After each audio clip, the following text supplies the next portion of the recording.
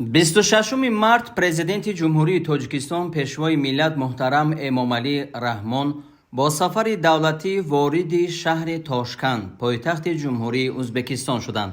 Дар фурудгоҳи байналмилалии Тошканд Ҳумо меҳмони олиқадр президенти ҷумҳурии Тоҷикистонро бо нишони эҳтироми баланд роҳбари кишвари мизбон президенти ҷумҳурии Узбекистон муҳтарам Шавкат Мирзиёев гарму самимӣ истиқбол гирифтанд.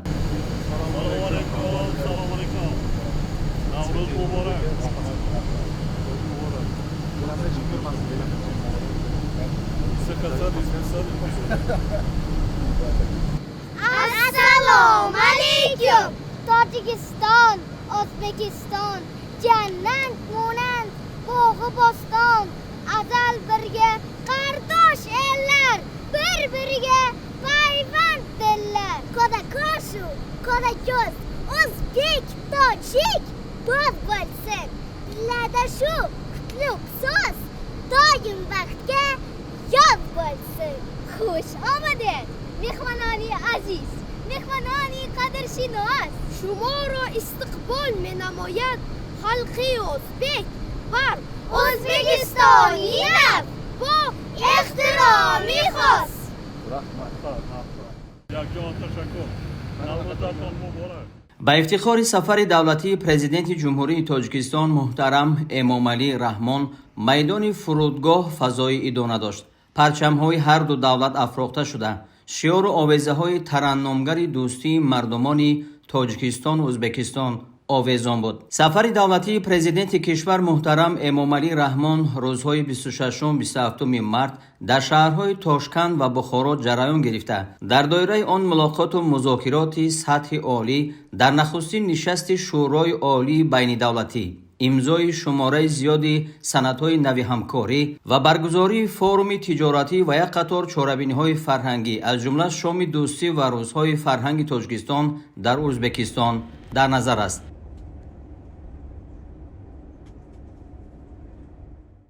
26 март дар доираи сафари давлатӣ дар ҷумҳурии Узбекистон президенти ҷумҳурии Тоҷикистон пешвои миллат муҳтарам Эмомалӣ Раҳмон нахуст бо нишони эҳтиром ба таъриху фарҳанги мардуми узбек дар назди муҷассамаи истиқлолият ва башардӯстӣ гулчанбар гузоштанд.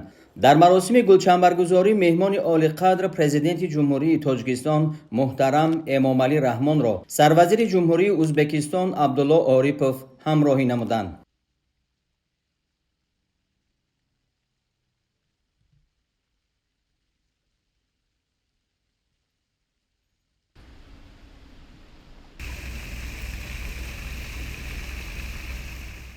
بیست و ششم март дар доираи сафари давлатӣ ба ҷумҳурии Узбекистон маросими истиқболи расмии президенти ҷумҳурии Тоҷикистон пешвои миллат муҳтарам Эмомалӣ Раҳмон дар назди қасри Кӯксарой сурат гирифт. меҳмони олимақом президенти ҷумҳурии Тоҷикистон муҳтарам Эмомалӣ Раҳмонро президенти ҷумҳурии Узбекистон муҳтарам Шавкат Мирзиёев гарму самимӣ истиқбол гирифта ба болои шоҳсуфаи ифтихорӣ даъват намуданд.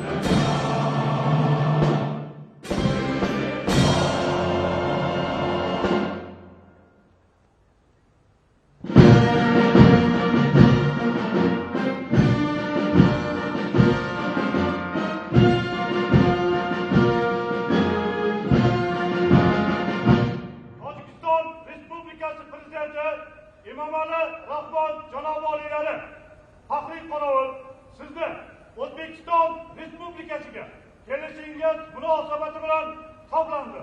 Faxriy qorovul boshlig'i polkovnik Xanikolov. مراسم استقبال رسمی با گزارش فرمانده گارد فخری، صدا دادن سرودهای ملی دو کشور، گذشتن سران دولت‌ها از نزد قطار سربازان، عرض احترام مهمان عالی مقام به پرچم دولتی ازبکستان، شناسایی با هیئت‌های رسمی دو جانب جریان گرفته. با گذشت نظامی جزء و تام‌های گارد فخری از نزد سران دو دولت انجام یافت.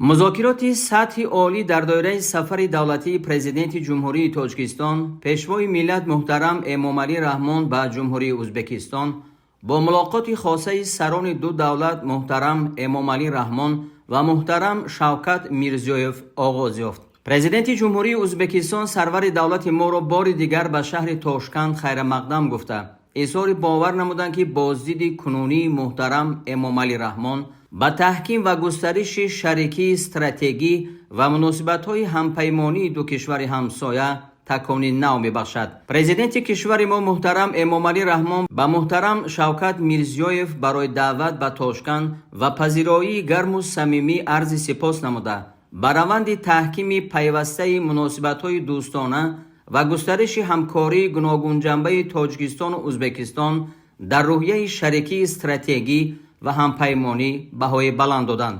муҳокимаи ҳолати кунунӣ ва дурнамои муносибатҳои дӯстӣ ва ҳамкории гуногунпаҳлӯи Тоҷикистону Узбекистон сипас дар нахустин нишасти Шӯрои Олии Байнидавлатӣ бо иштироки ҳайатҳои расмии дуҷониб идома ёфт. гуфтушунидҳои расмии дуҷониб бо суханони табрикӣ ба муносибати ҷашни байналмилалии Наврӯз, ки барои ҳарду кишвари ҳамсоя арзиши волои таърихиву фарҳангӣ дорад, оғоз ёфт.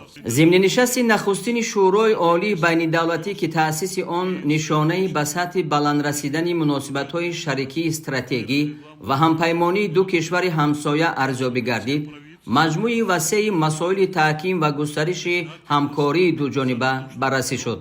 бо қаноатмандӣ таъкид гардид, ки ҳаҷми гардиши молу маҳсулот миёни ду кишвар ба $1 миллиард амрикоӣ наздик мешавад ва изҳори бовар карда шуд, ки то соли 2030 ин нишон дод то ба $2 миллиард расонда мешавад. зикр гардид, ки ҳоло дар сарзамини Узбекистон 410 корхона бо сармояи соҳибкорони тоҷик ва дар Тоҷикистон 131 корхонаи муштараки Тоҷикистону Узбекистон фаъолият доранд. ин омор нишонаи намоёни густариши ҳамкориҳои сармоягузорӣ миёни ду кишвари ҳамсоя номида шуд. ҳамчунин фароҳам овардани шароити мусоид барои рафтуомади шаҳрвандон миёни ду кишвар, аз ҷумла бо мақсади сайёҳӣ, яке аз дастовардҳои муҳими ҷонибҳо дар солҳои охир арзёбӣ карда шуд. вобаста ба ин, пешвои миллат таъкид карданд, ки дар соли 2025 наздики 2,800,000 шаҳрванди мо ба Узбекистон ва беш аз 1,100,000 шаҳрванди кишвари ҳамсоя ба Тоҷикистон сафар намуданд. суръати баланди густариши робитаҳои ҳамкорӣ дар соҳаҳои стратегӣ чун энергетика, саноат, нақлиёт ва кишоварзӣ таъкид гардид. аз баргузории бо муваффақияти намоишгоҳи муштараки маҳсулоти соҳавӣ дар шаҳри Тошканд, Рӯзҳои фарҳанги Тоҷикистон дар Узбекистон ва анҷумани байниминтақавии соҳибкорони ду кишвар дар шаҳри Ҷиззахи Узбекистон, ки дар ҳошияи ин сафар ҷараён доштанд, изҳори қаноат карда шуд. тақвияти ҳамкорӣ барои истифодаи васеъи технологияҳои навин, дастовардҳои навтарини илму техникаи муосир, ҳамчунин дастгирии олимону ташаббускорони ҷавон зарур дониста шуд. ба дарёфти роҳҳои рушди минбаъдаи ҳамкорӣ дар бахшҳои маориф, тандурустӣ, ҷавонон, варзиш ва сайёҳӣ таваҷҷӯҳи зиёд зоҳир гардид. таҳкими ҳамкорӣ миёни сохторҳои ҳифзи ҳуқуқу тартибот ҳам аз мавзӯъҳои муҳими музокирот буд.